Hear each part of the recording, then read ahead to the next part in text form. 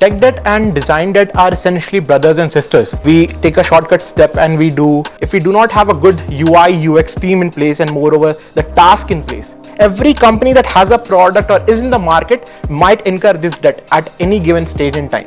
These shortcut steps cost them on a larger scale when they want to grow at an enterprise level. So a user debt or a tech debt can be quantified by few of the key indicators that we call it in our product management space. We want to see ourselves not for the short-term goals but also for the long-term goals. What does the product stand to gain in 10-year lifespan, right?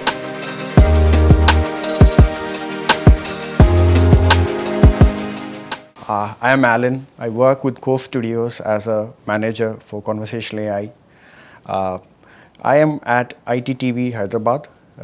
We are here today with a special guest. He is Aman Resvi. Aman Resvi works as the product manager for Cove Studios, and along with Aman, I will also be handling a tech debate session where we will be talking about tech debt and design debt. A very interesting yet controversial topic. Let's start. So Aman, I would like to introduce you to our viewers. You can take. Hi everybody, my name is Aman. I'm a product manager for CW Studios, and essentially I manage product from the very life cycle to SDLC. So essentially it's called a software development life cycle. Also overseeing the business aspect of the product and how things are supposed to be, where they are supposed to be, and how the product is supposed to be launched from ideation to the market stage. And that is a little bit about me. More or less I worked as a software engineer, then I turned into a product manager I worked for a company called Amazon, and then this is how my journey started. Thank you, Aman. Very nice introduction. I want to understand from you what is tech debt or design debt. It's a very controversial topic in the market now. Now companies are going through layoff, there's a hiring freeze, the software bubbles are bursting. I want to understand from you what is tech debt and design debt. Absolutely. So tech debt and design debt are essentially brothers and sisters into a product management space. What I'll call it essentially is a tech debt is essentially the things, the program, those bugs that are left to be catered to, but they're not prioritized, and this leads to essentially a crisis at a bigger level. When we are at a very scalable level in the product, we take those shortcuts, and essentially this is the when we take those shortcuts, and this is the problem that arises when we are scaling. These technical challenges that are there. Example, if we use something called code editor, and we take a shortcut step and we just apply a very quick fix into it. So that happens, and that is what a tech debt is. At the end of it will come to bite you today or tomorrow when you are scaling an application. And a design debt essentially means you're not taking users perspective into account, just filling all the information in, not making it smoother for the transaction to happen. And that is what a design debt is. And later onwards, the user drops without even the checkout is there. So if we take example of a application, right, that is a shopping cart. If we do not have a good UI UX team in place and moreover the task in place, and this debt does not happen once in a day. It slowly and gradually creeps into your project, and that is where people think, okay, now I have a lot of things to change, but these are minor things. But these minor things leads to a major problem. Very interesting insights. So I want to understand from you, Aman, who are these people who will be facing this issue? I understand that users will definitely have an impact, right? So what is the scale of the organization that will be getting affected by this tech debt and design debt? So are you looking at, I want to understand if you're looking at early stage founders or startups that are in their growth stage, or are you even looking at enterprises? I want to understand from you what is the division, or where does this facet apply more? Absolutely. So this debt, as the term we coined it, essentially inculcates every company that makes a product, or if we are selling a service, every company that has a product or is in the market might incur this debt at any given stage in time. It doesn't matter if a company is an early stage companies, but where you see this debt grow, that is the biggest question. Where do you see this debt concentrate? Is in the early stage companies and the startups that we are seeing right now. because startups are taking a little shortcut measure to produce an MVP model, right? Like a little working model that they could grow further. These shortcut steps cost them on a larger scale when they want to grow at an enterprise level. And that is where we see a major tech debt, like this debt happening at a layer by layer stage. Got it. So you are saying that this can happen at any stage in any organization, yes, right?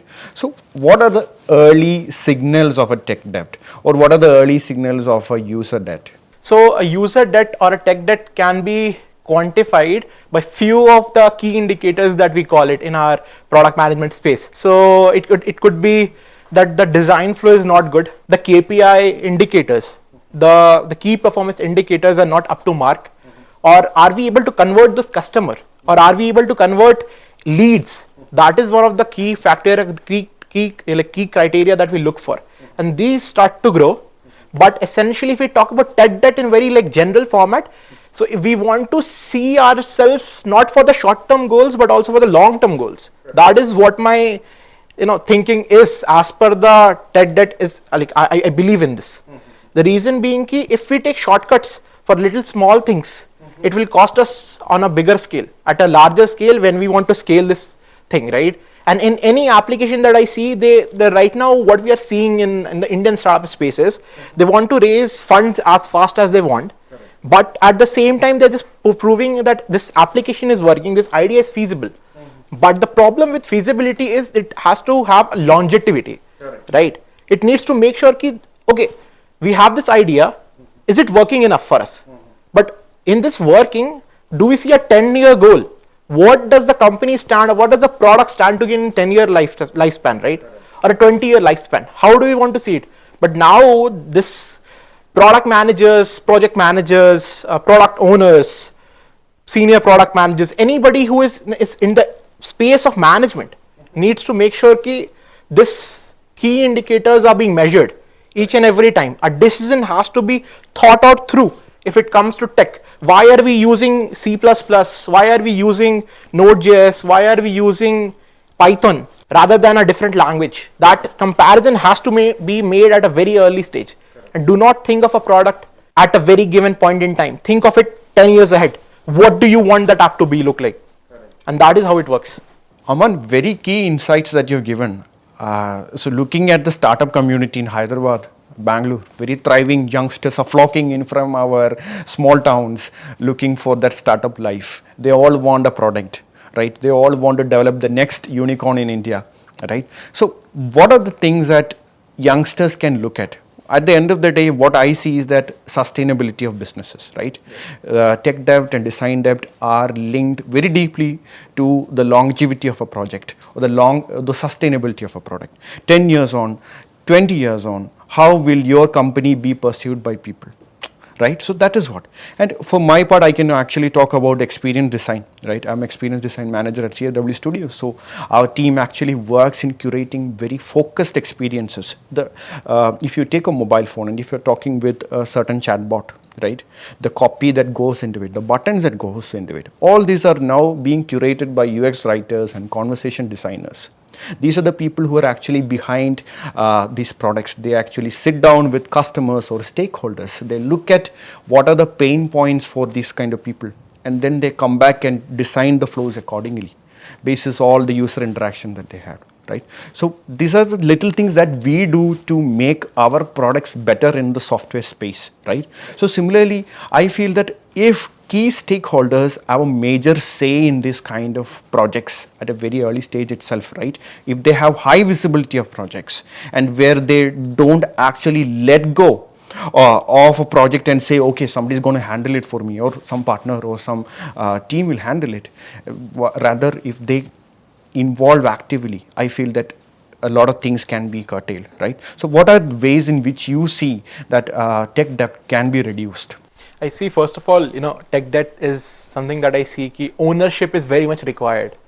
You have to feel that product from within. Ki whatever you are building is going to help the next generation. And that is something that I believe ki is kind of lacking in organizations and products that have this thing. They're just building it for whatever they're building it for. We just, we don't have any idea for. They're building it for the craze of it, right?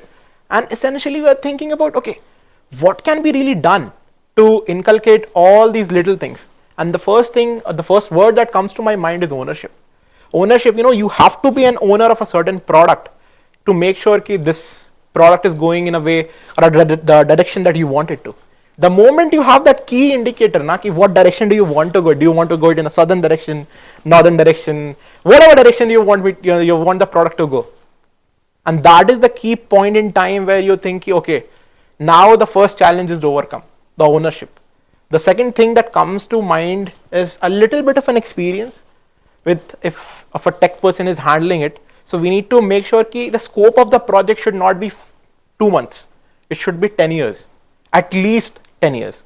Okay, what technology should we use that it would survive 10 years time? Because time is something that things do not survive, right? To make sure that things survive in a time, we should use technologies like, are we using AWS? Are we using Azure? Are we using whatever we are using, right? Open source softwares are very cool these days, and like a lot of budding communities are happening around open source models. So whatever you are using, make sure that accessibility and feasibility is there. You need to do a very feasible study, a technical term that people might get to know later onwards in the show. But feasibility study is something that you should do always. Is this feasible enough for us to even go on and build this product tomorrow or today even? And that is something that I believe key challenges and key technical indicators are good. But at the same time, the drive should come from within as an owner of a product, as a product owner, as a product manager. Whatever I'm building, it's for the good of the mankind, right? And even if you are building something or food ordering app, right? A hungry person is getting fed. Although they're paying for it, but a hungry person is getting fed. They're having their dinner, they're having their lunch. So something very similar to this. So you need to have a vision for whatever is supposed to come. Correct. And that vision would fuel the fire so that no tech debt ever take place. And moreover, if we come to a very technical aspect of it, if you ask me, then you need to have a roadmap of everything. How do you see yourself? How do you see your product? How do you see your team growing around the product? Is something that people need to ask. Correct. Right? And that is something that I very much feel is lacking in these generational startups that are just quick and go, right? And something that I believe these technologies should have. They should have opinion of the matter. They should bring in as an open table and say, okay, what are the technologies that we are going to use? So that is something that is lacking right now in this space. There should be one decision maker, but there should be a vote of opinion from everybody. It's like a Greek mythology, right? Mm-hmm. Where all the gods would come together and discuss. Correct. And one god would take an action, or Zeus would take an action for sure, but every god would come together in the story and they'll then say about, okay, is it good enough for us, or what should we do? Should we have more rain or should we have more summer? It's very simple as that. I think it's definitely a mix of rain and summer in the Indian startup system. We are also seeing a lot of drought, but I am definitely sure that we are coming back from all that. But yeah, having said this, I will want to summarize what you said. I think long-term vision is one, and key stakeholders should be technical and also should come from an operational side, yes, right? And then a product roadmap, and then your team growing around the product, right? These are some of the points that I feel are very relevant from what you said, right? So having said this, where do you see our startups going? Or you saw these bubbles that have happened in COVID time. There was this edtech bubble that happened, and some of these startups are massively failing in this space. And then you also have all these crypto and Web3 bubbles that are all breaking, right? So now you would probably see the generative AI. Then is it actually a bubble? Is it something a bubble, or is there substance to this noise? Absolutely. So about let us break the question into different parts, and I'll answer different parts accordingly. But to start with the last question, essentially, is generative AI a bubble?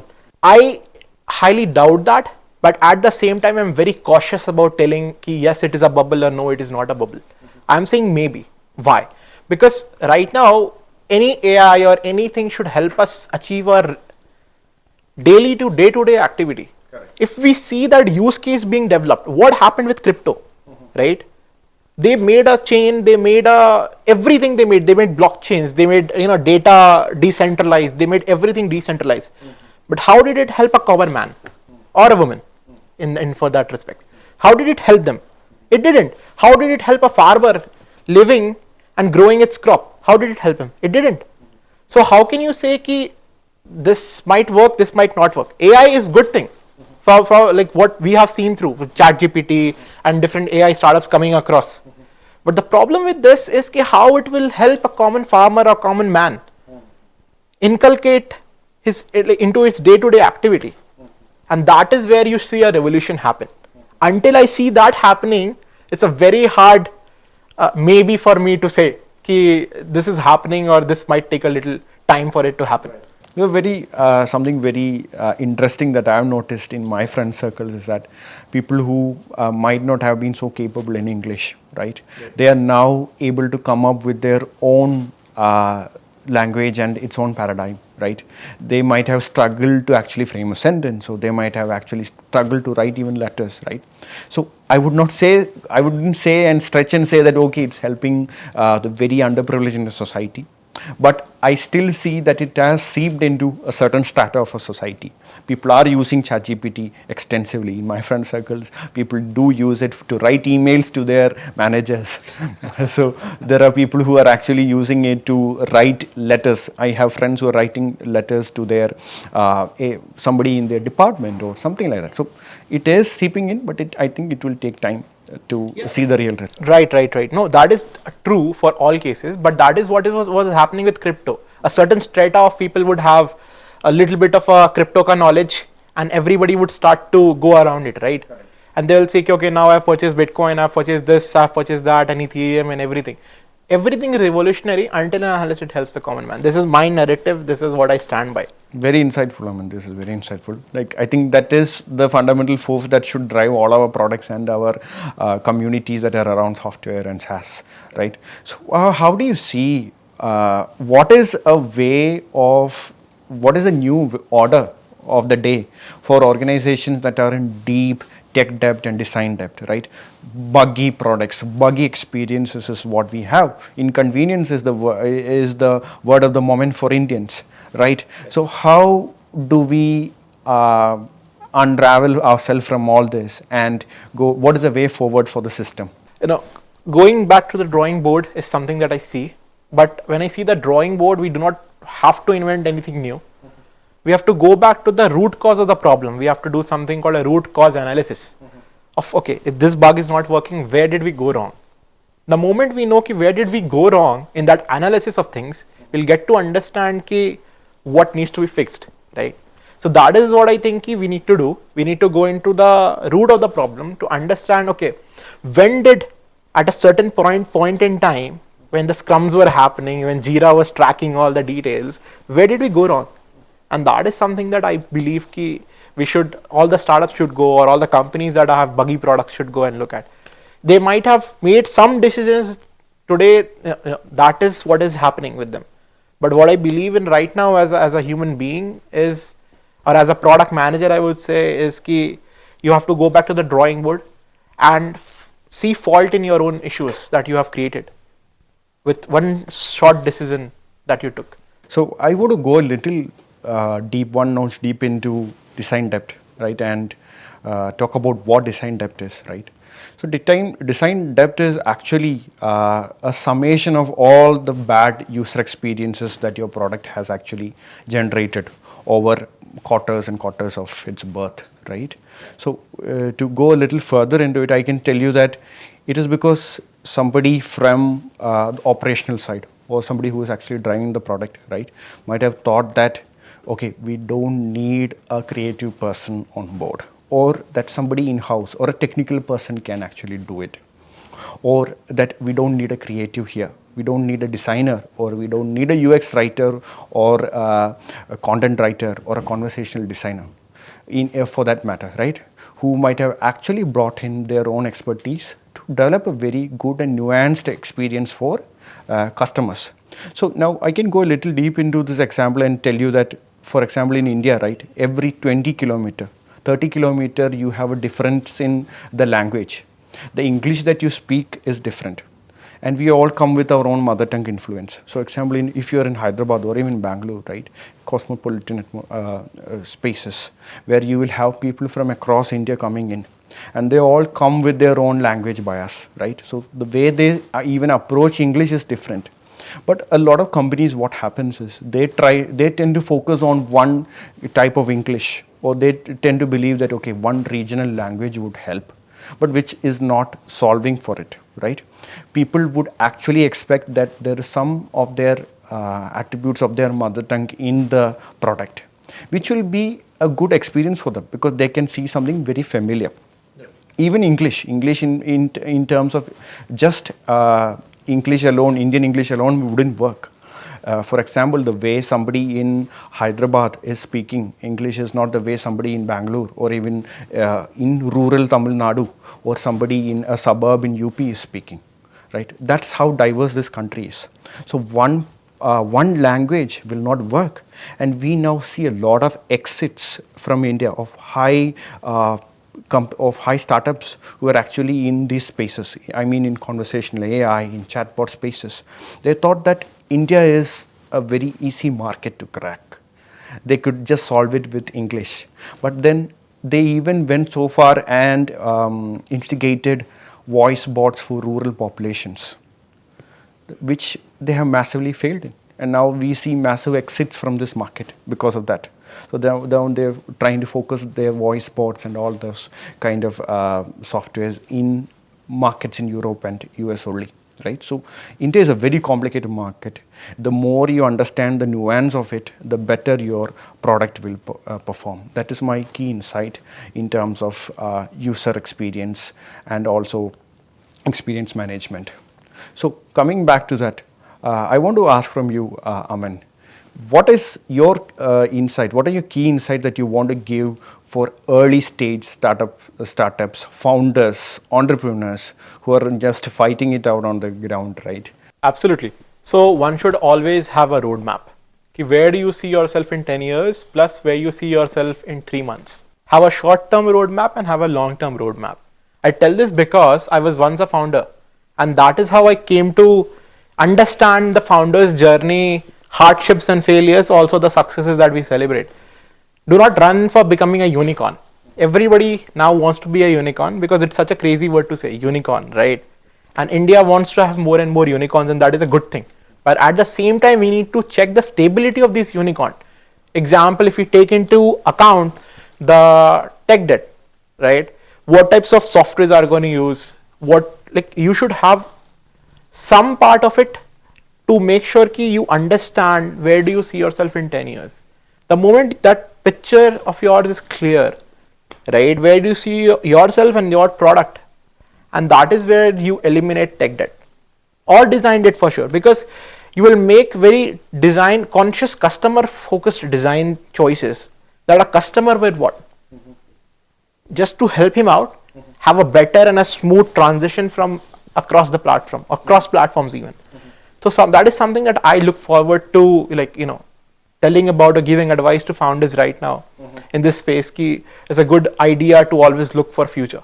Correct. But also at the same time be realistic. I think in 2023, what we are also seeing is the rise of these omni-channel experience. Right.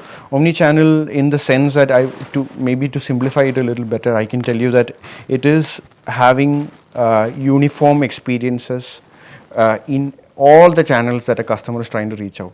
So you can't now take a customer for granted and expect that he will only approach you on a website. No, the times have changed. There is always a favorable bias that a customer has towards the channel. So somebody is very comfortable with WhatsApp, then somebody is only comfortable with Facebook Messenger, or might even be Instagram. So companies now are not realizing the importance of it. That's in, they should have a uniform and standard experience in all these channels. Right. So if the customer has actually talked to you on your website and they have taken the details from there, right? The customer is also expecting that his name will be remembered in Instagram. So when somebody is actually talking to him on Insta or even in Facebook, you should have the context of it. So that is omni-channel experience. Right. Customers are expecting that kind of expertise and experiences now in 2020. You can't take the customer for granted anymore. Absolutely, customer is always the king. That is what I want to tell you, right? And moreover, if we look at it from a designs perspective, they want to be as seamless as possible. WhatsApp, I think the most companies that are favorable with WhatsApp is an e-commerce company. Whatever you are selling, they want to buy it. Just make sure that you are at different platforms, and you remember them however they are, right? And you remember them, and they'll remember you back by purchasing whatever product you're selling. And that is what I will say with the last note.